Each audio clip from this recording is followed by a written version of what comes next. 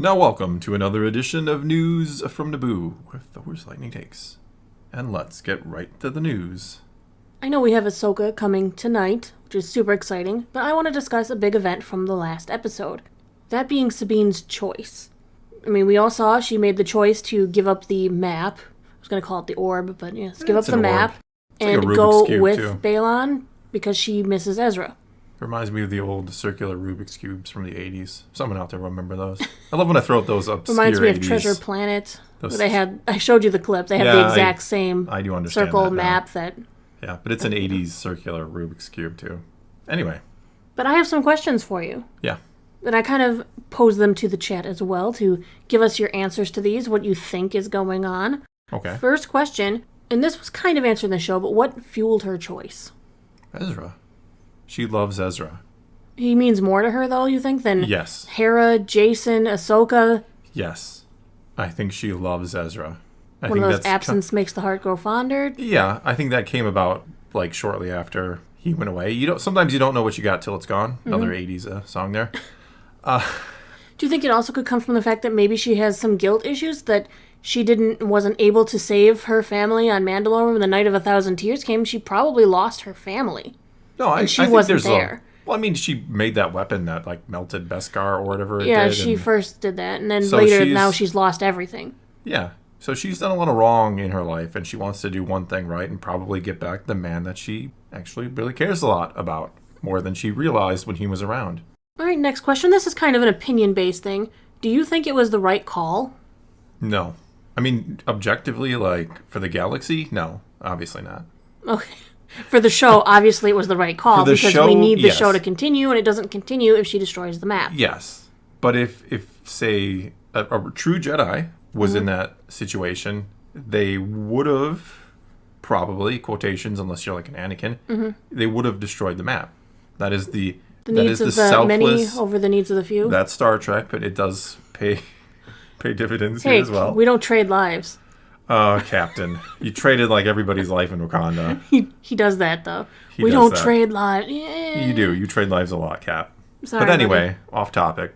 But no, the right choice in terms of the galaxy, in terms of the greater good, was to destroy it and make sure Thrawn never returns. Though you still got, like, Purrgil making the trip. I think you could still figure it out, considering the Jedi mapped it. Maybe someday they may have gotten it. Yeah, it probably takes a long time for the Purrgil by then, to make that journey. Who knows? Journey. Thrawn may not be alive anymore at that point. He'd find a way. I find an unnatural way.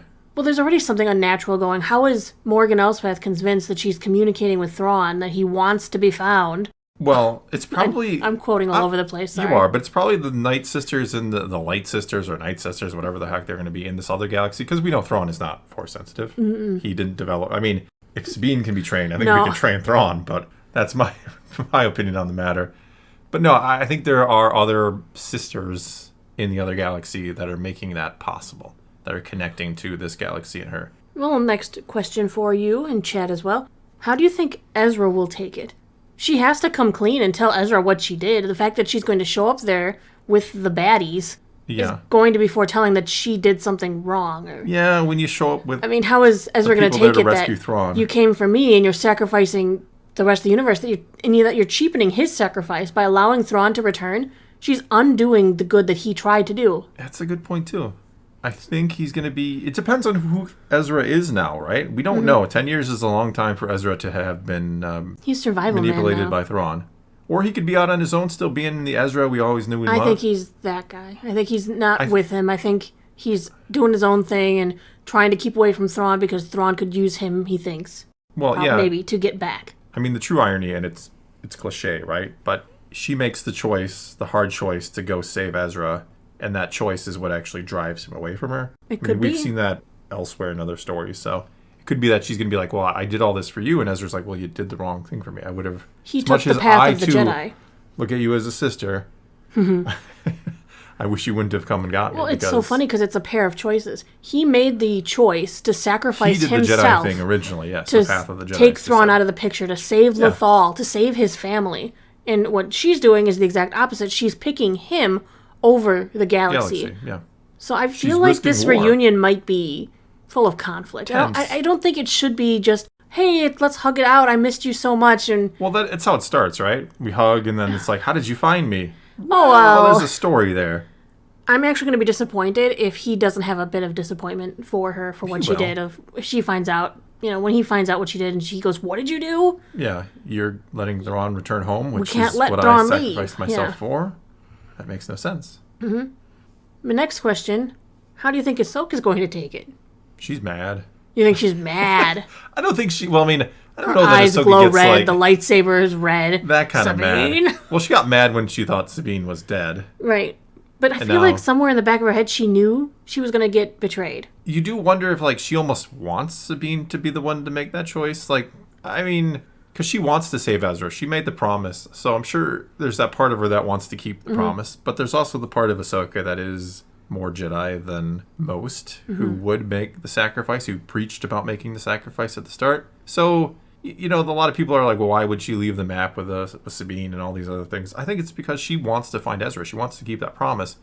Maybe Sabine is almost a scapegoat for her. I don't think so, but it would be interesting. Wondered if there was some sort of a weird plan here. Did she put some sort of tracking device in Sabine's armor? Because I trust you completely. If the map was any sort of indicator / the credit scene at the end, it might take multiple jumps to get where they're going. I don't think they're going there in one fell swoop. Yeah. I mean, just looking at the map and when they showed it that one time and the end credits almost seems like there are multiple paths. There's a path, but it can't be one jump. Yeah. Right? If it's not one jump, Sabine having a tracking device on her or something does give them the chance to catch them before they make the jumps that they can't follow. I guess. I don't know. But that is speculation. It could be a one-jump thing because of the fact that they loaded that thing up with hyperdrivers and said, let's go! Yeah. Yes. I think it's going to be a one-jump thing, just for simplicity's sake. I think Ahsoka and Hera are just going to make it to the other galaxy too, somehow, some way, obviously. Somehow, some way. That's why I thought maybe there's some sort of a tracking that they could piggyback in on this or somehow. I think the Purgil are the key. It could be.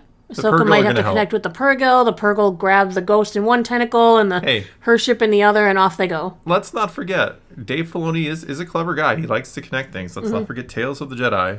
The first Ahsoka episode, what did she do? She connected with the tiger. So we know she can do it. We know she can make not that most Jedi can't connect to the living force. She's probably heard, of course, the tale of how Ezra did this. I'm sure Sabine or Hera have mentioned it. Well, I'm sure she knows the story of the Battle of Lothal, Especially when she gets back, it's like, hey, I gotta find Ezra. And they're like, wow, the Purgil took him. All right, here's my next question. What do you think Sabine's plan is when they get there? I don't think she has a plan. She's in binders. She has no plan. She's just hoping she figures something out. No, I don't think she has a plan. I don't think she had a plan when she handed it over. She's like, I just hope somehow, some way. I mean, she also trusted Baylan. For all she knew, Baylan was just going to force choke her or stab her with a lightsaber again. See, I find that very interesting, too, is that she trusted him. And then after the stab, he would have pulled it out sideways to make sure he, cut her, killed her. This goes along with my last question I've got here. Does she really think she can trust in Baylan? I think she now realizes that as long as she plays by his rules, she can trust him. I don't think she's... I mean, if he wanted to kill her, there's no reason not to have done it right there and then. He's going to keep his word. But this moves into, can she trust Morgan? No. Morgan has kind of been the boss of Baylan. Yeah, but I think Shin Baylan is will under draw control. the line. I think if you question or have to test Baylan when his honor is at stake, I don't think he is going to... You don't think he'll bend? You think this will be money will make him bend his perceived honor or what he considers his code? All right, then last part of the question. Can she trust Thrawn to uphold this deal? Or will Thrawn see her and tactician brain kicks in and he goes, I can use her to get Ezra? It depends on what Thrawn we're about to find, because Thrawn has honor as well. He does. He does not like to sacrifice lives when he does not need to, but he is a cunning tactician and might see, well, we can, of course, will reunite them. But Ezra has to come to us. He'll have a plan. He'll find a way to use it to his best advantage. But I don't think he would just kill her. Like, oh, it's Sabine Wren. I remember you. Boom, you're dead. No. But she could very easily, and she has to somewhere in her brain know this, right? That she could very easily become Thrawn's pawn as soon as they arrive. Everybody is Thrawn's pawn. That's the everybody's playing his game. They just don't realize it. And that's the kind of Thrawn I want to see. I don't want to see Thrawn just be like, oh, we should kill her. Like, that's not Thrawn. And this is, of course, hypothetical because I don't know the relationship between Ezra and Thrawn when we arrive in the new galaxy. But do we still need Ezra if we have the Eye of Sion? Is this a galaxy that maybe you can't get back from even with hyperdrive? Maybe you still need Ezra to guide? We don't know. we have pointed out that it is like a giant ring, which, as we've seen before, usually rings are meant to... Yeah, jump rings are the Jedi starfighters are a good example. They're meant to carry something else. So are we carrying something else back from that universe, or galaxy, I should say? Or are we going to surround a Purrgil and make it jump us back? Maybe we need Ezra to tell the beast to jump us back, Ezra. Maybe. And you have to put your ship around it so that you follow it on the jump out. Like, maybe you can enter, it's like a one-way door. I mean... Maybe without a special map, you cannot get back out. I'm going to assume you need a lot of fuel to power, 7 hyperdrive engines? 7. It's probably got 30. Yeah, that thing is stacked. I mean, how do you get back? I mean, you have that problem of, you're in normal physics. To go that fast, you need more fuel than it would be practical to carry. Because the Purrgil come and go. Yeah. And that's the same fuel they use. Yeah, maybe. So fuel shouldn't be an issue. But I'm wondering if it's more of a one-way door for someone. Like, maybe, yes, this map will guide you in, but it's not the same way that it guides you out. Like when you go to IKEA. You come in and it's kind of a one-way street. You have to follow... One way out. That's when you run in and shout through IKEA. You follow the pattern. If you start trying to cut through their little secret entryways, sometimes you end up in the food court. You end up cinnamon bun. And then you take the wrong one and end up back at the beginning. Yes. But those were all of my queries about Sabine's choice, and I'm curious what the chat will have to say about them as well. Yeah, I'm curious too.